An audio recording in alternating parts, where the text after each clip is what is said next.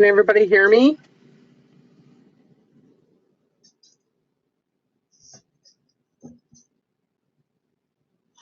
Good, good.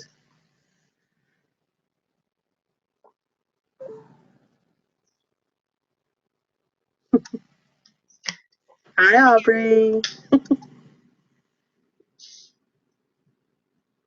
Sorry, guys, I just got home like 30 minutes ago. I had to go to Edmonton and I've been driving for 6 hours today, so I was a little late.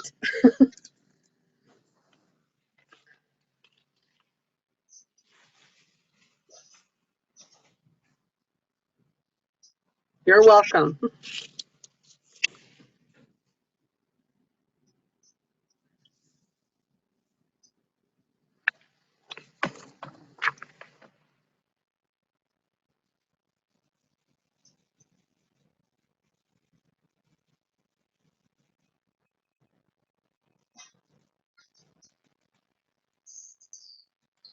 Just give it a few more minutes for people to get on because they thought the call wasn't tonight.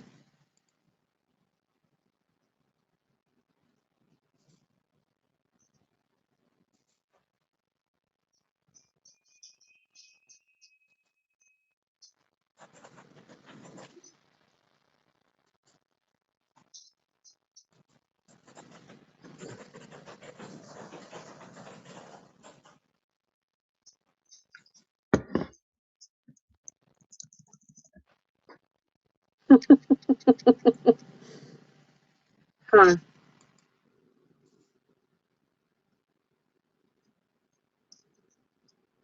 Hi, Jen.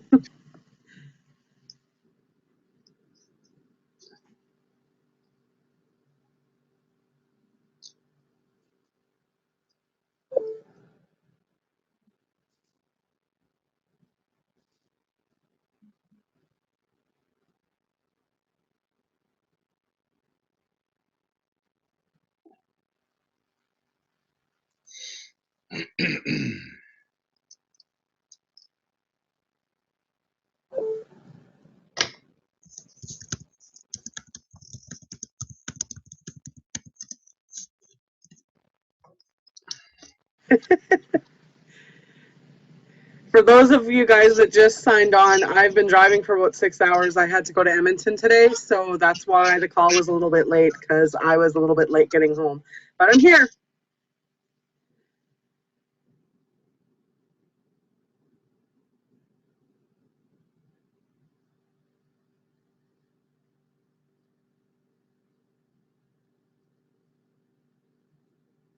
Yeah, it was a long, long ride. 3 hours there and 3 hours back, and 2 hours in the doctor's office.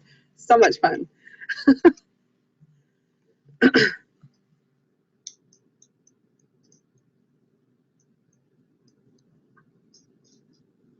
You bet. Okay, should I just get started? I don't know.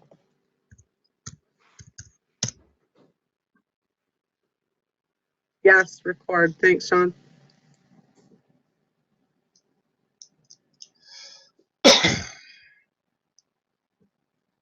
Okay, we're recording. All right. Hey, everyone. Jennifer Greenberg, and I are excited to share a little bit of ourselves and help you to share your journey and develop your brand and find your niche markets and develop your team culture. And that's a lot to cover in this call, so I'm just going to get right started into it. First thing I'm going to do is to share with you my crazy, amazing story of my 110 now pound weight loss. It's just to give you an example of how to put your story together and share your story, and then we'll move into the rest of it. So let me tell you my story.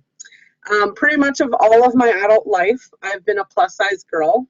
I came from a family of pretty average sized people. Everybody else is much smaller than me. I grew up as the big sister in more ways than one, and I've always fought the number on the scale, and most times it's one. Most of my best friends have also been plus size, and we were emotional eaters, so that made us really emotional. This journey has not only been a weight loss journey for me, it's been a soul-searching journey to figure out how I ended up at 345 pounds at my heaviest and make sure that I fix that problem as well as my weight. I have always, my whole entire life, put people before myself as my biggest problem. I was the first and oldest daughter to a family of 4 children. While growing up in a family where both my parents worked long hours and I was in charge of everyone in the house and everything, I put everyone first, being the big sister. My parents and my brothers and sisters relied on me a lot. I was happiest looking after everyone in my life and making sure they had everything they needed, but forgetting to look after myself. Before I knew it, my husband Rob and our ready-made family of 3 stepchildren, all under the age of 5, came into my life. Busy doesn't describe how my life was then, and at that time I wouldn't have had it any other way. It isn't easy losing someone that you love, especially being an emotional eater. I have survived some huge losses in my life that changed who I was each time. I've had 2 miscarriages, and each of those broke my heart. And I lost my nephew James 4 days after his 4th birthday to a quadding accident, exactly a month after Rob and I had gotten married. What should have been the happiest time in our lives quickly turned into a nightmare. I became a very overprotective parent after that, and it took years to recover. Years after I had moved to Saskatchewan, I lost my dad 2 days before his 60th birthday to diabetes complications and congestive heart failure at 60. You would think losing my dad to that, as young as he was, would have snapped me out of it and made me look after myself, but it took me to the darkest place I've ever been in, and I did a lot of emotional eating and was very lost for a long, long time. Just when I was starting to kind of see the light, a year and a half after my dad died, we lost my father-in-law, Bill, to a stroke and massive heart attack. The only positive choice I made after losing Bill was I vowed to never smoke again, and I never have. But boy, did I lose myself into that emotional eating and food addictions. I never noticed what a dark place I was in after all that loss until I realized I was a whopping 345 pounds on a 5'3" frame. I was a diabetic on the highest doses of metformin and an enhancer glyburide to control my blood sugar. I was on high blood pressure meds, cholesterol meds, an acid reflux med, a thyroid med, 2 puffers for my asthma, and an anti-inflammatory for huge issues with knees, hips, and joints. And my body hurt every single second of every single day. Even a climb up this 4 stairs and I was out of breath. A walking heart attack waiting to happen is what I was. I struggled with hypothyroidism and PCOS, which, if you guys don't know what that is, it's polycystic ovarian syndrome. PCOS had been the reason I had had my miscarriages and was the cause of my insulin resistance and my diabetes. Also, together, hypothyroidism and PCOS spelled double trouble for weight loss and was truly my biggest excuse for not even trying to lose weight. Can't lose weight, you have PCOS and hypothyroidism. In the summer of 2012, I became a grandma to a sweet little boy. From the moment I saw that little guy, I vowed to be there to see him grow up. I struggled to be the fun, active grandma, and I failed miserably. I was too big to play on the floor with him. It hurt to sit down on the floor too long, and my God, was it hard to get back up. I was then having swelling issues in my feet, and they started testing for heart problems. I knew I was in trouble. Christmas of 2012, I got sick with the stomach flu, and it was seriously the best thing that ever happened to me. I dropped 20 pounds in 5 days.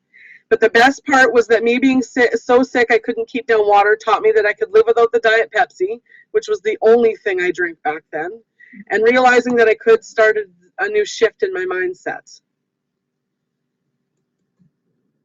January 17th of 2013 was the day I took my life back into my hands and started my first workout in the gym in Lashburn, Saskatchewan. My 1-year membership was paid for by the most caring man I've ever met. He has been like my adopted dad since both my dads have been gone. Harry argued with me that he argued with me when I said I would pay for it myself, and he said, "You won't waste my money." So man, did he know me well, because those days when it hurt so much and I didn't want to be at the gym, or I was so tired after work and couldn't just find my way to the gym, I thought of him and I thought of what he said and I thought of his belief in me, and it got my butt to the gym because I wasn't going to waste his money. I'll forever be grateful for his kindness. So for most of 2013, I worked out in that gym. I was there for 2 hours every second night for 10 months. This gym had a curve set up on one side with an ab track machine. It had a recumbent bike, a treadmill, a cable cross weight machine, a set of dial weight dumbbells, and an elliptical. If those walls of that gym could talk, they would tell a tale of blood, sweat, and tears, I tell you. At first, I could only work the curves equipment, and what should have taken 30 minutes to get it on and off and around 3 times took me over an hour because I had a hard time getting on the machines and getting back off of them. I then did an hour fighting with all the stuff on the hard side of the gym. After a while, I got stronger and the curves equipment got easier to get on and off, and I was up to 30 minutes on the treadmill. The day I did the curves and I never broke a sweat, I graduated to the hard side of the gym and I never looked back. I can still remember the day Rob came to sit with me for the first time. I pushed myself harder than ever and ran for the first time on that treadmill. He was shocked and so was I, and we both just sat and bawled for that. I worked really hard all through the winter and spring and trained outside for my first 5K with my trusty fur babies, Gizmo and Shadow, by my side. I turned 40 in August, and in that year I gave myself the birthday gift of 50 pounds down. I ran and walked my first 5K in Color Me Rad in Saskatchewan in September, and I did it in 48 minutes. By Christmas of that year, I was 70 pounds down and feeling so strong and in control. But life happened, and my husband got sick, and in January 2014, he had to have an artery replaced in his leg due to cholesterol buildup. So I couldn't be in 2 places at once, and the gym time went out the window. I tried to stay on track with my eating, but I started back into bad habits of putting life first and me second. I did go on this year to do the Lloydminster Muck Run. It was a 5K obstacle course in the mud. I then, only a week after the muck run, did another color run. I didn't have time to train, so I walked those. My break from the gym life, though, became a break from my diet, and the bad foods were winning again. I was feeling pretty low and defeated, which led to more emotional eating, and I gained 30 pounds back, and I found myself back at 285 pounds. The worst feeling in the world is to having won at weight loss and then lose the fight again. Failure doesn't quite describe just how bad I felt about myself at that point, as my family and friends were thinking that I was still winning, and here I was sneaking crap when they weren't looking. Then my buddy Vanessa, who I met through my best friend Lynn, told me about this 21-day challenge she was doing and about this program that made things so simple. She told me about her coach, Shocker Sean. I will forever be so thankful that she gave me the push to contact him. I can still remember the full 12 hours of conversation we had that day, which ended up with me ordering just the program itself, no Shakeology. He then quickly questioned my choice and had me call right away to change it to a challenge pack to give Shakeology a try. I'm proof why you don't prejudge a customer and you always keep offering options. I started with the purchase of a program, which then turned into a challenge pack, which then turned into a discount coach. And then I took the Coach Basics training in case I might need it. And then I just started to share, and I helped others to pay for my Shakeology. Sean just kept asking and pushing, and I just kept saying, yes, okay, what do you have to lose? Scared and terrified, but so darn excited to succeed, I pushed play on the 21-day fix for the first time, August 25th of 2014. It was hard and I modified the whole way, but I did it. The program was a huge game changer for me. It gave me everything I was missing in my past healthy plans and made things so simple. It gave me the accountability, the guidance, and support that I needed to take things to the next level. For the first time in a long time, I was really proud of myself. 1 month after I started the 21-day fix, I had lost 15 pounds and 8 inches. My team was born as I became an Emerald coach when people started responding to my results and me being positive proof of the product. And by sharing my story and my results. My drive to succeed at weight loss motivated others, and pretty soon I was having people come to me for help instead of me having to approach them. That happened because I was constantly posting about all the new things I was able to do, like going tobogganing with my nieces and nephews for the first time in 20 years. I jumped on a trampoline with my grandson, first time ever. Walked in and just bought clothes off the rack, not even trying them on. I used to try that and then leave with pajamas and tears because I couldn't find anything that ever fit right. I'm leading others on this road to healthy, and I can't give up on this because it means I'm giving up on them, and that's not happening. On December 29th, after 5 rounds of 21-day fix, I had lost 43 pounds and 22 inches with Beachbody. But in total transformation, I'd actually lost close to 80 pounds. I pushed play on P90 on December 29th, and I became Sean's first Diamond coach on January 8th. That was a great accomplishment, and I was so proud of myself. The best news, though, came exactly 2 years after my first workout in that Lashburn gym. On January 17th, 2015, I officially became med-free from diabetes, blood pressure, and cholesterol, and I'm controlling these diseases with diet and exercise alone. I've kicked those excuses and I've broken the myth that hypothyroidism and PCOS, you can't lose weight. I've turned back the clock and I've added 20 years to my life. I'm now getting to be that fun grandma to those 2 little boys that love their grandma. And I'm setting a better example for my family, my kids, my husband, and best friends that they can do this too. On Easter weekend, I ended my 90 days with P90 with a 17-pound and 8-inch loss. This had taken me to a huge total transformation of 97 pounds gone. The size of a small adult had been lost off this body. I missed my goal of 100 pounds, but I wasn't disappointed at all. I started the 21-day fix again on April 23rd. And I find it very fitting that the program that is my Heart and Soul program was the program that is officially, as of April 26th at Super Sunday when I spoke in Edmonton the first time, had brought me to my 100 pounds loss. I sit in front of you tonight 110 pounds down. But more than that, I am so much stronger than ever I was before. I started the 21-day fix and push play exactly a year ago today, lifting 3-pound weights and sometimes no weights at all. I currently, through my first month of Chalene Extreme now, and I'm lifting 15-pound weights and pushing forward. What a difference a year makes.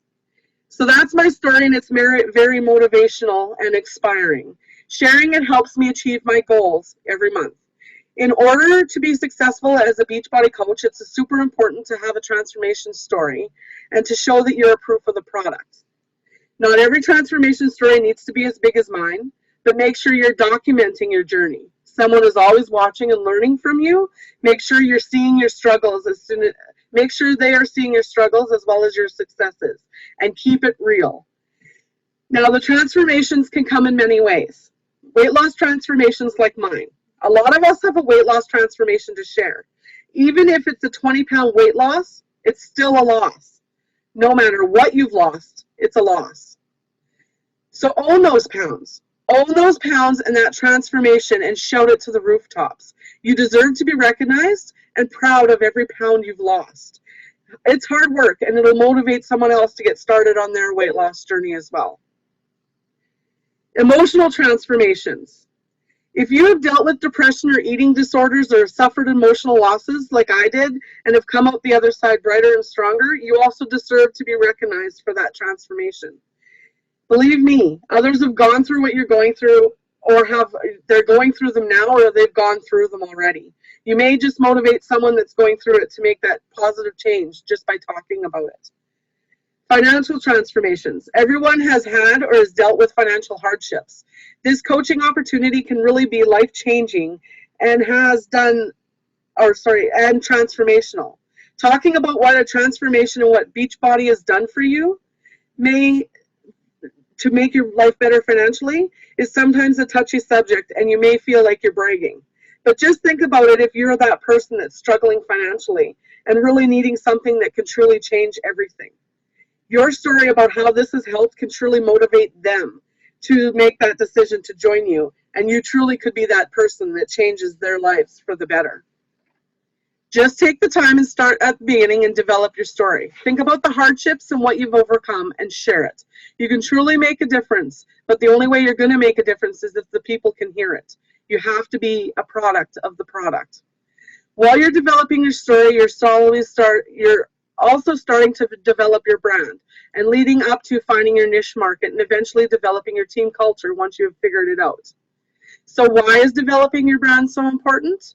Without developing your brand, your marketing will be very generic and ineffective. You'll attract people you don't relate to coaching, and it's not as fun that way. It feels like an uphill battle. I, for example, don't relate to men or women who are trying to gain weight and put on muscle. I would much rather work with someone that's trying to lose weight and struggling to do it.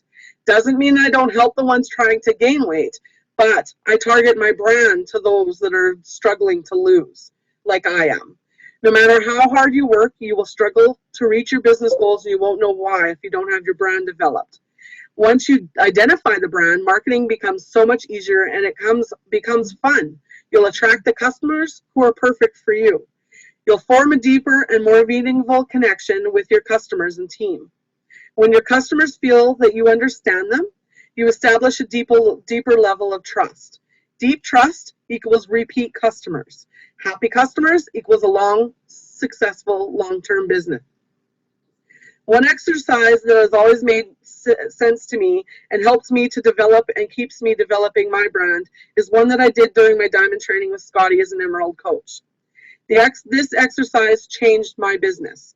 I went from having a wide variety of people to narrowing my focus and attracting coaches who are just like me. It makes your job as a coach a lot more easier and a lot more fun and gives you purpose because you know who you're trying to help then. Step 1. The first step you want to do is to make a list of characteristics that represent the person you most enjoy helping. Who are they? What do they like? And what do they do for fun? Make a list. What their age would be. Are they single or are they married? Occupation. What do they do for a living? Their interests. Are they into knitting? Are they into bike riding? Or what are they interested in? Their hobbies and their personality type. So are they shy? They're outgoing? Are they bubbly? Are they quiet? Etc. Really dig deep on this. What does that person fear? What are their goals? What keeps them up at night? Put yourself in their shoes. My customer is worried about signing up as a coach and putting their social insurance number on the website. What if this is a scam? Knowing this helps me explain things and ease their mind. Think back to what you felt or thought about Beachbody before you were a customer, and really understand it. What did you question when you first started? Step 2, create a visual. Something you can revisit and read when you need inspiration or focus. Check out my picture. This represents my brand and my ideal customer and coach. I've named her Denise. Denise loves her family and is very family oriented, always takes care of everyone but forgets to look after herself. She is a young grandma with grown children. She's super carefree but then stresses about random things and is always hardest on herself.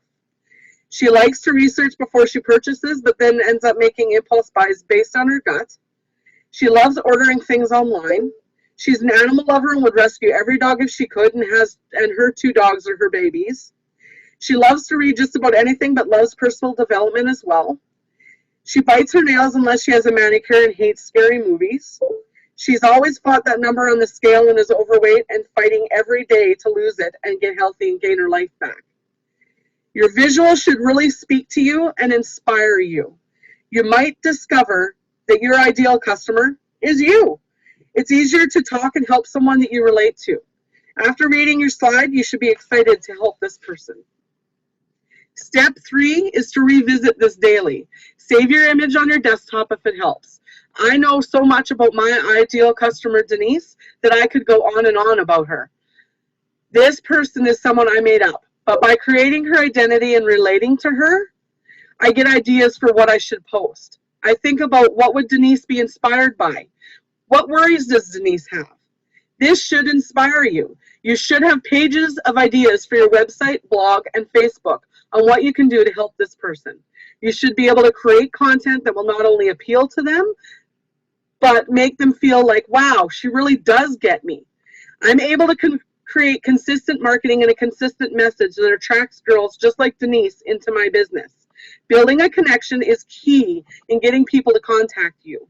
It's telling your story the only way you know how, because it's your story. Make sense? How can you add value once you've done this? Think about what kind of value you can add to this person's life. What can you give her? What advice or guidance can you provide her? What skills, talent, or knowledge do you have? And don't undervalue what you know. Something that seems so obvious to you might be overwhelming and confusing to someone else. Example, meal planning. I totally get it. I've totally got it right from the very beginning. But others struggle. So I share my meal planning with others. Every one of my challenge groups gets started with at least 2 weeks of meal plans. It just makes sense to me to help them with that, get them over the overwhelming nature. If you want to hit the bullseye, you need to throw more darts. Creating the content that builds your brand is a process that takes time and consistency. My customer Denise wants to lose weight and has inches to tone and food addictions to fight.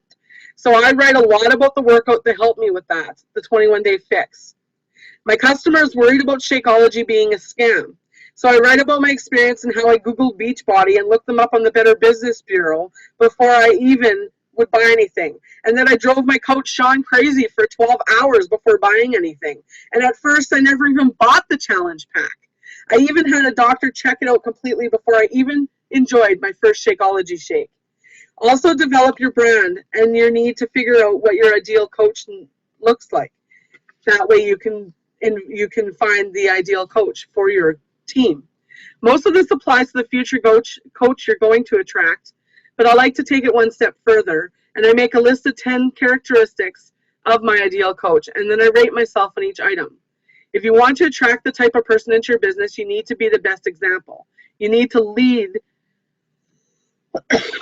from the front. Your list basically is what your ideal coach is looking for in a sponsor. Look at your list and what do you need to work on. Create your personal development strategy around your areas of opportunity. If you've met any of my team, you will see that they're basically carbon copies of me. Flaws and all. We have terrible follow through at times. We all had huge issues with staying in our comfort zones and have to be shoved out of them to grow. Sean threw me in front of 300 people for my first time talking because I couldn't talk in front of anybody. He knew what he was doing. But we have big, huge hearts and we lead with them and we love to help others. So there you have it. If you want to create a consistent message, you really need to connect with your customers and truly help them. You first have to figure out who it is that you want to help. Then you need to develop your story and share it to really connect with them and show them you know what they are going through and will be able to help them through it. Eventually, also helping them to pay it forward by showing them how to help others as well to build your team. I challenge you all to create your ideal customer, to create your visual like I did to show us all, and then sit and write out your 10 ideal coach characteristics and post your ideal customer visual and your 10 ideal coach characteristics in the group. I can't wait to see what you come up with. Okay, Jennifer, it's your turn.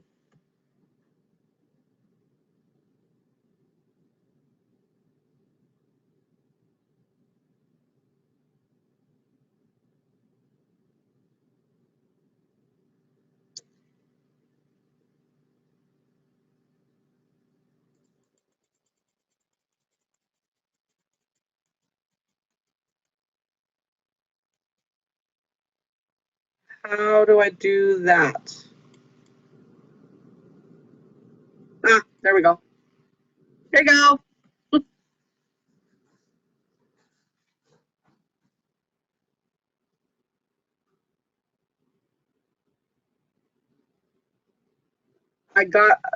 Did I do it right? I think I did it.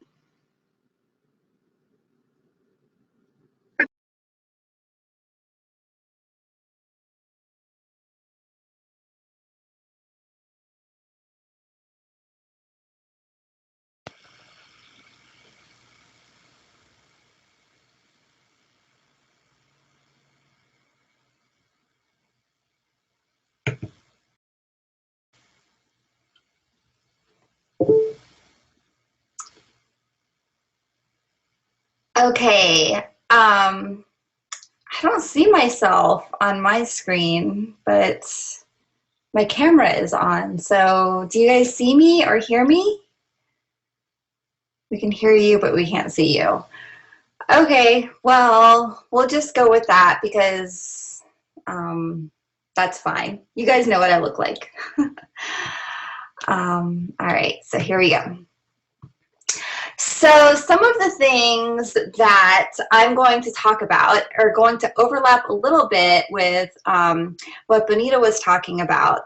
But I definitely wanted to really emphasize when you're talking about your story, because one thing that I know was a huge obstacle for me when I started my business was I thought that because I didn't have a huge transformation story like she did, you know, I thought that I was at a disadvantage. And I used that as like a mental block that I wasn't going to be successful without it.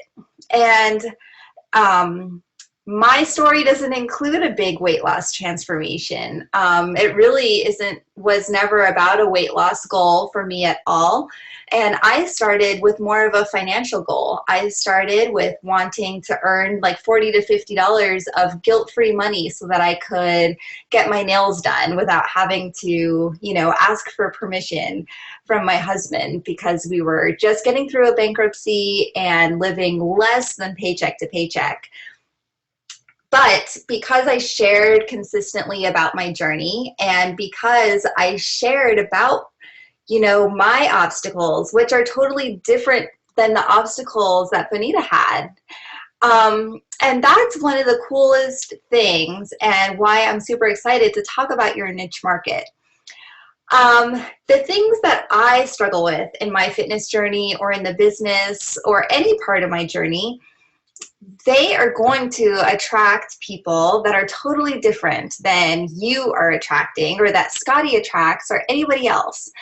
And so when you are looking at developing your niche market, what it's really going to do and why it's so important is it's going to help you identify the needs of your audience. It's going to help you to really zero in on what you need to be posting about, what you need to be talking about, and just kind of help you deliver the content that's going to, you know, like feed the soul of the people that you want to work with. So your message is going to resonate with the right group of people. So you don't need to worry about sending your message out to the entire Facebook land. You know, you need to be worrying, or not worrying, but you need to be focusing on getting your message to the people that are going to relate to your story. And I'm new to, Bonita and I, we've met a little bit here and there, but we got to spend some time talking a lot together while we were preparing for this call. And while I think that she's an awesome person and I'm super excited to get to know her better, there's very little that her and I relate to in our fitness journeys. And so, but that's the cool thing about it is, you know, like if she probably wouldn't have signed up with me and vice versa. So the story that you're putting out there and sharing on social media is going to attract the people that you're going to help. It's going to make it so that you're not spending time and energy and money, if you're doing Facebook ads, figuring out the right marketing approach. So where is your niche market? Where can you find your niche? You know, as you go about creating that person, that image that Bonita was talking about, as far as, you know, really figuring out that customer profile, think about, where are they on social media? Are they Facebook people? Are they Twitter people? Are they Pinterest people? Maybe they're like anti-social media people and they, you know, hang out more, you know, you have to do more local events to find them. Or maybe they're bloggers and you need to be getting into the blogosphere and, you know, commenting on blogs. One of my favorite ways to really do a good job of zeroing in on my niche market is asking people that I know are in my niche, asking them what kind of magazines they read.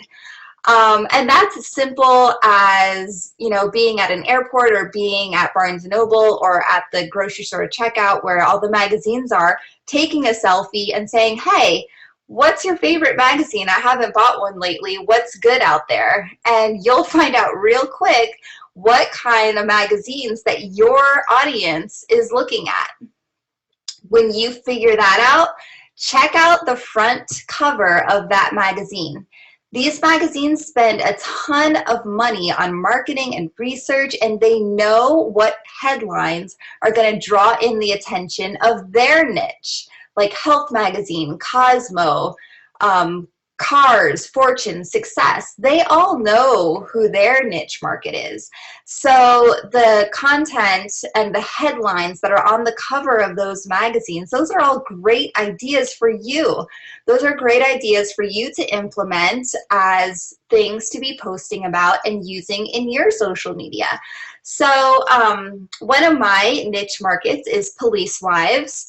My husband was a police officer for about 10 years and he loved it. It was an awesome journey for us.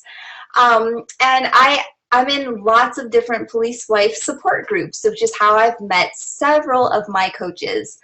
And, you know, I did that same thing I just suggested to you guys about asking them what magazine they read, and I got several people tell me they love Health Magazine.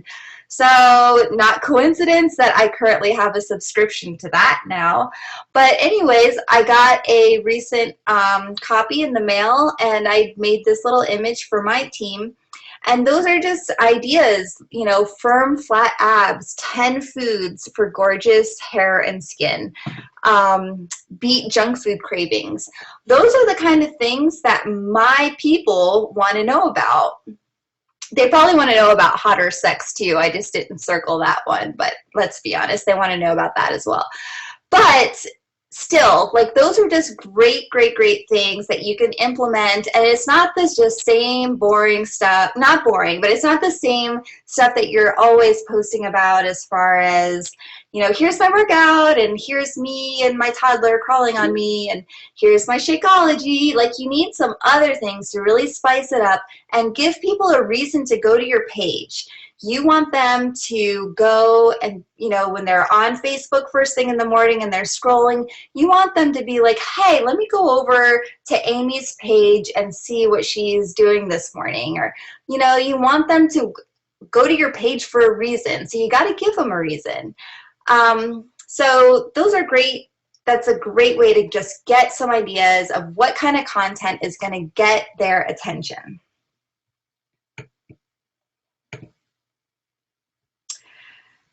Okay, so similar to the, you know, creating your customer profile, the other activity that you can do to really help you zero in on this is asking yourself these questions. What is a topic that people ask for your advice on regularly? What are the topics that you are most passionate about? So, you know, when you are going on Pinterest or Instagram or, you know, just Google, whatever, what are the things that you are just looking at, like, for fun? What are the things that you're, like, scrolling through Pinterest wasting time on? Are you looking at crafts? Are you looking at, like, fancy birthday party cupcakes? Or, like, you know, what's your thing? Like, what do you like looking at? And then what do you want people to know about you? You want people to know that you're an awesome mom, that you're an entrepreneur, that you know, are a faith-based person? Do you want them to know that you're a runner, that you are a college student, that you're, you know, a traveling person?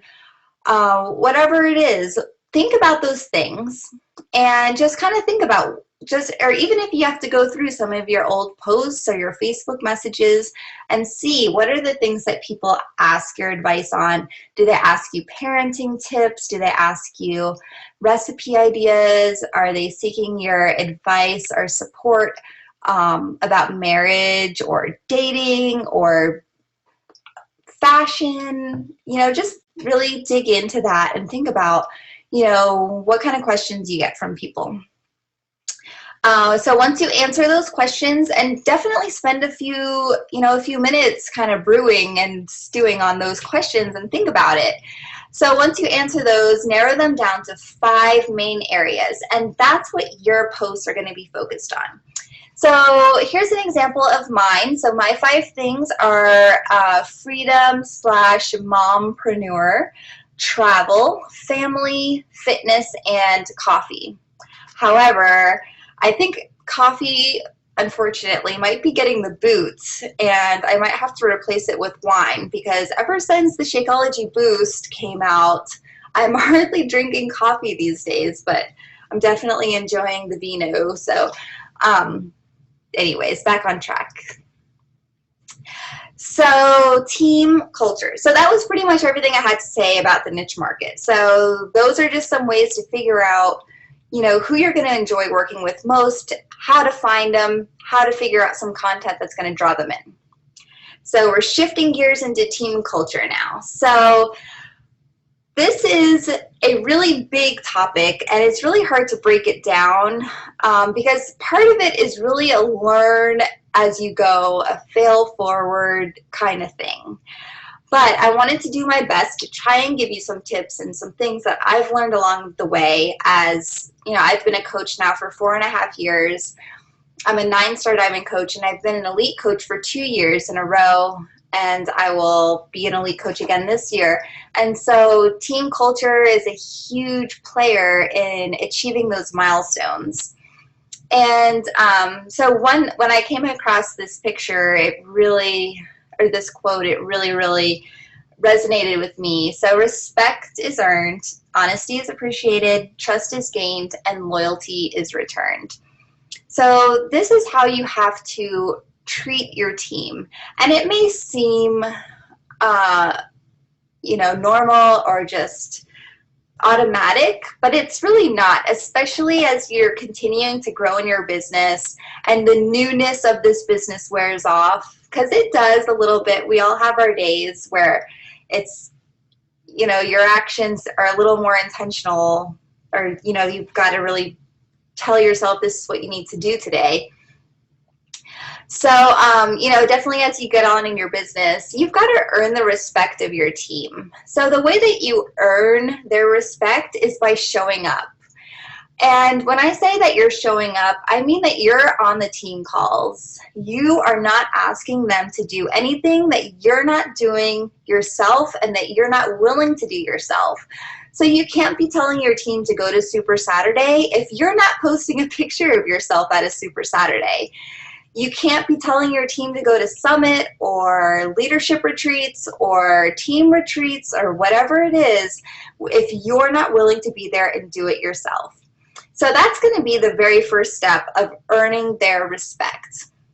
Also, honesty is appreciated. That goes without saying. So when you are having, weekly call with your personally sponsored coaches, or you're having team calls with your team, or you're having Zoom calls, or whatever kind of things you're doing to kind of connect with your team, you're going to need to pull out the honesty card sometimes, which is definitely a hard one for me because I'm definitely a smile and nod person. I like to just pat people on the back and say, hey, next week will be better. Maybe next month you can try again for Success Club. Whereas sometimes in the back of my mind, I kind of know that they haven't been doing their daily behaviors. They haven't been inviting. I don't know what it is, but sometimes as, the sponsor coach, you just get these feelings. You just know that they haven't been plugging in. Just like you probably feel with your challengers sometimes. You know how sometimes you have certain challengers where they haven't been drinking their shake. They've been eating like crap. So the same thing applies with your team. Sometimes you just know that they haven't picked up a personal development book in a month. So you've got to take those opportunities and be honest with them. And when they're giving you excuses, or they're kind of complaining that they're not where they want to be yet in their business, or they're, blaming you even, or they're blaming network marketing for why they haven't been successful, you need to be honest with them and say, listen, I can tell, just look at your Facebook wall. You haven't posted a positive thing in a week. You haven't even posted about your workouts. So that's definitely a hard one for me. Some people are really great about that, but more power to them. So as you do that, you earn their respect, you're honest with them, you're going to gain their trust. And once that happens, you will have their loyalty. So as you're pushing for these bigger goals in your Beachbody business, you're pushing to be a diamond coach or star diamond and beyond, you're going to need that loyalty from your team. You're going to need to know that they want to support you as you go on, to have these bigger goals, because you can't be a diamond coach without having other coaches that want to build the business. So you've got to create this pathway for them that's going to be easy for them to follow, and you've got to be a leader that they respect and want to follow.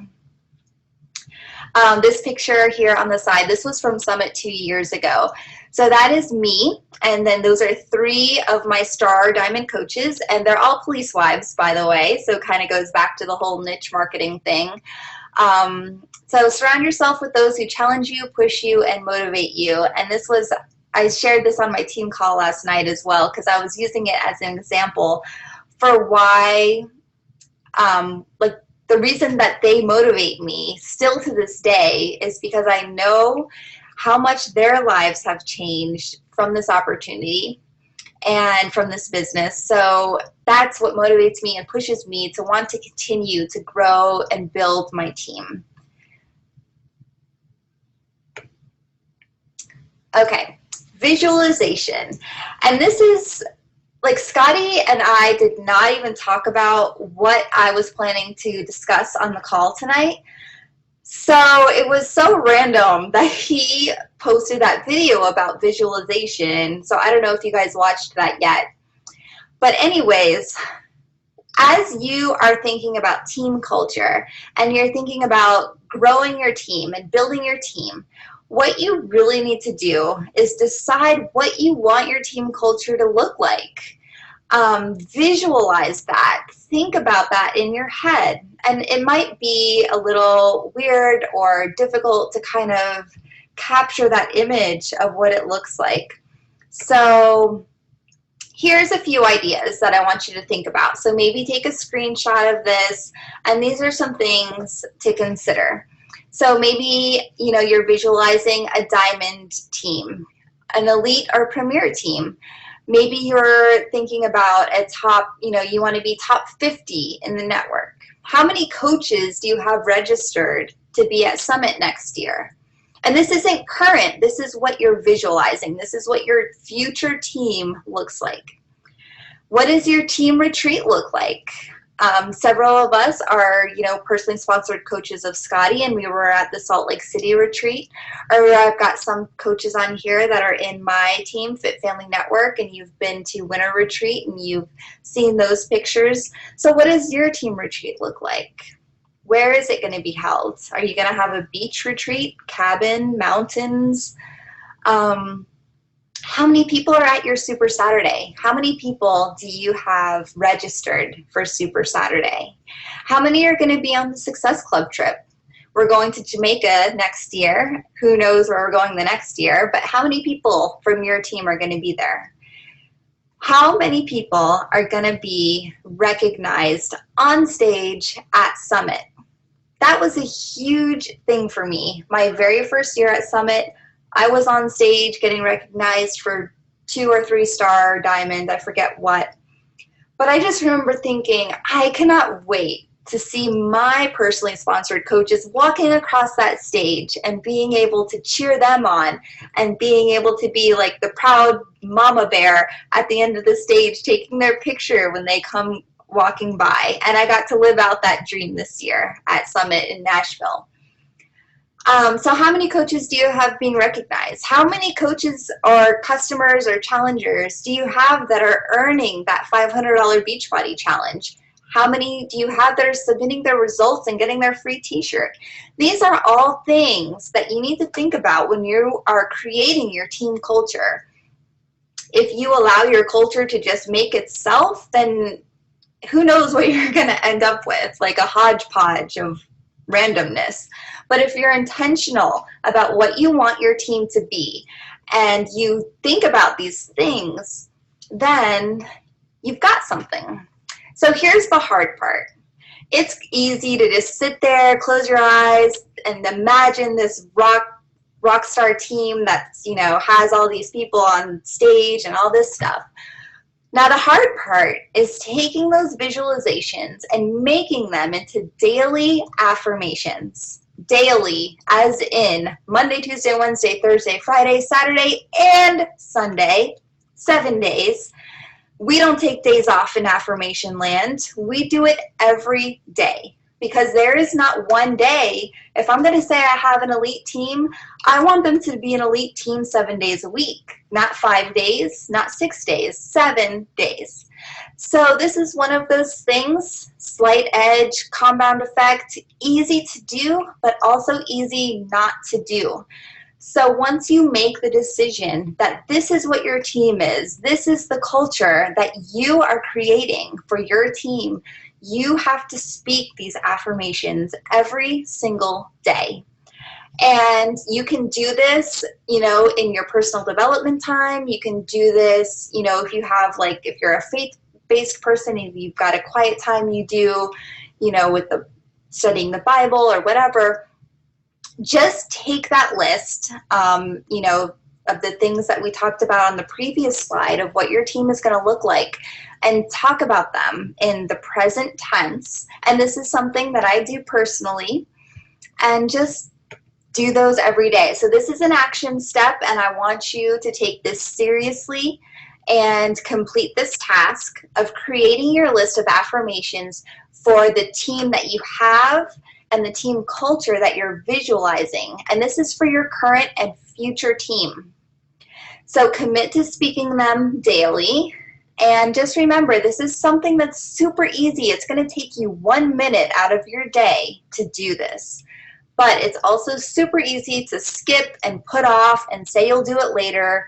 If you're going to commit to doing it in the morning and then you're rushing around to get out the door for work or get the kids to school, and you put it off, and then, I'll do it at lunchtime, and then you forget, and then, it's bed. Well, forget it. I'll just do it tomorrow. You can't do it that way. You've got to commit and make this a serious, daily commitment, just as important as any of the other vital behaviors in this business. So the reason that I am so passionate and so, that I think this is so important, and that I would definitely suggest that you do it in the morning, is because it's going to set yourself up for the rest of the day. So if you're going to start off by telling yourself that you are a diamond coach, then you're less likely to let yourself wither off during the rest of the day. Because if you tell yourself you're a diamond coach, then your actions are going to follow that affirmation. And, when you find yourself wanting to slack off, and you find yourself during your power hour randomly looking in your news feed, or you're just goofing off or whatever, you're going to have that thing in the back of your head telling you, I'm a diamond coach, I'm a star diamond, I'm a premier coach, whatever it is. And you're going to slap yourself back in line and make sure that you're doing the tasks that a diamond coach does, or that an elite coach does. And it's just going to be like something that's stuck in your head.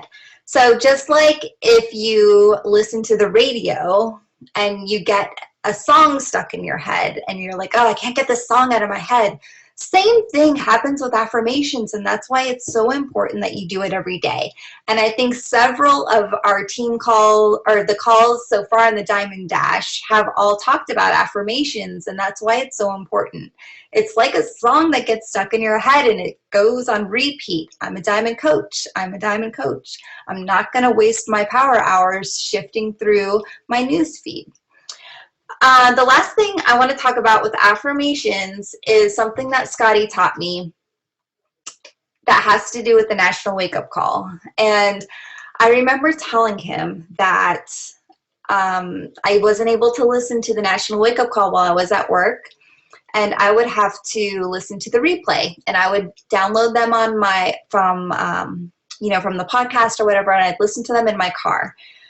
And I told him that I would fast forward past all the recognition, because I'm like, my drive to work is only like 15 minutes. So I just fast forward all the people that are getting named as new diamond coaches and new star diamonds, and because that's all blah, blah, blah. I don't need to hear that. And he told me, Well, you know, I don't fast forward that. I listen to it, I close my eyes, and I visualize my coaches being announced as diamond coaches.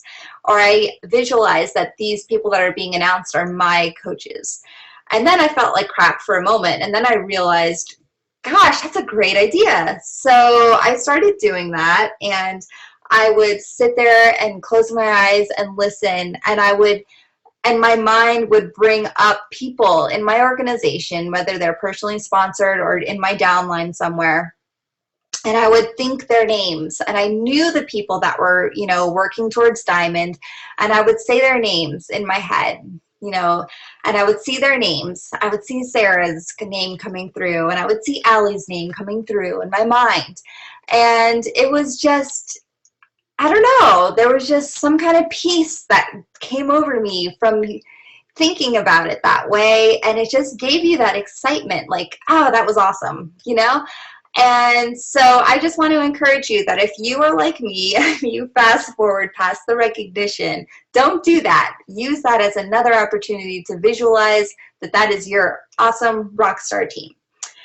So that is everything that I have for you guys, and thank you guys so much for being on the call. So make sure that you really take these 2 action steps that we gave you seriously, because they're going to be huge as you're going forward in building a strong diamond organization. And you know, make sure you post in the group, because we would love to see them and be able to encourage you on those. And the more you're able to put it out there and get it out what you want for yourself and for your team, the better off you're going to be. So if you have any questions, comments, feel free to post in the group, or, you know, post somewhere and we'll find out. So thank you guys so much. I'm sorry my camera is not working. But anyways, I'm so excited that we were able to be on the call with you guys. And Bonita, am I supposed to turn it back to you? Did you have anything else to add, or are we good?